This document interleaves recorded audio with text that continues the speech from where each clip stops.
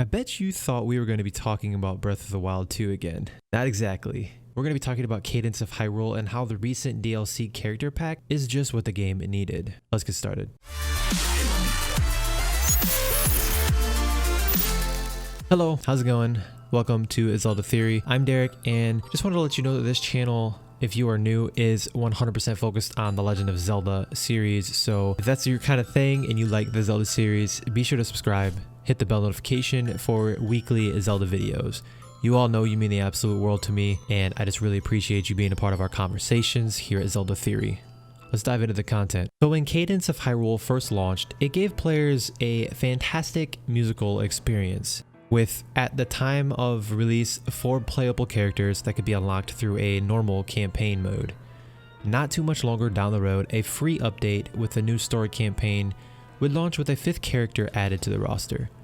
This was more than enough to make up for a great experience, but there was more in the works, which led to us getting the recent DLC and expansion pass release for the title.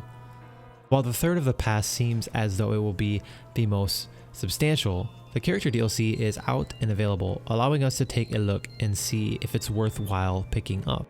As the base game, with updates, offered 5 playable characters, the first DLC pass has literally doubled the roster with 5 new characters. While none of them change the actual story at all, they do each bring their own gameplay mechanics that make up for more than unique adventures.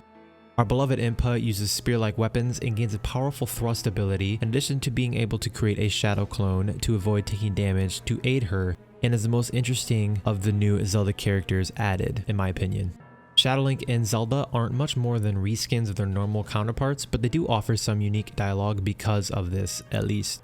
Frederick is an original Crypt character and more commonly recognized as the shopkeeper who sells goods to characters. He has a unique ability that enables him to confuse enemies in battle, and when he loses all his hearts, he won't immediately die until hit again after losing his rupees. Finally, there's Arya, a notorious returnee from Crypt who is by far the most challenging character to play as, in my opinion. She's Cadence's grandmother and isn't for the faint of heart to play as, with Arya only having half a heart and dying upon getting hit or missing a single beat. For those of you looking for the most challenge in Cadence of Hyrule, she'd be the one to pick up. Now, of all the characters, Impa and Frederick offer the most unique experience, with Arya simply being there to supply players with an even more difficult way to try and beat the story. While Link and Zelda don't really add anything new to the gameplay, they're charming with evil expressions and glowing red eyes during certain moments. While there isn't necessarily a ton of reason to play the story itself as each character, it's pretty interesting. It's an easier introduction to all of these characters in order to introduce their mechanics in a more laid-back environment in order to prepare us for the other new modes made available. Aside from the characters, there are actually 3 new modes of play added to Cadence of Hyrule. The first is single character mode, where players can either select who they play as for the entirety of the story, or let it randomly pick for the story experience. Dungeon mode is a more classic Crypt experience where players simply travel through the dungeons in the game with a boss at the end. Finally, there's all character mode, similar to dungeon mode, with the objective being to go through dungeons and fight bosses at the end, with the ultimate goal to finish it with all playable characters. This is great for those who want to make a more simple adventure or just a shorter play session altogether, with ways to, of course, make it even more difficult through the options.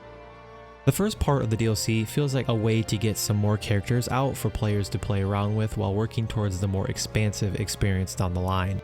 To me, there's a lot more to look forward to with the music update and the brand new Skull Kid campaign, but starting off with some new characters did make sense as an easy way to draw players back in and get their skill to stay on beat back up to snuff. It's also worth noting that Link and Zelda do also receive a couple alternative costumes to play as, but it's just a simple aesthetic change, honestly. Those who are dying to play through Cadence of Hyrule again might want to pick it up right away and play with the new characters, but otherwise it may be worth waiting until the second pack launches with music to really get an even fresher experience. So if you like this video and you want to see more Zelda content, click on the videos coming up on the screen now to continue our Zelda conversations. I hope you're enjoying the content. Don't forget to subscribe and leave a comment down below on what Zelda video you would like to see next. I'll talk soon.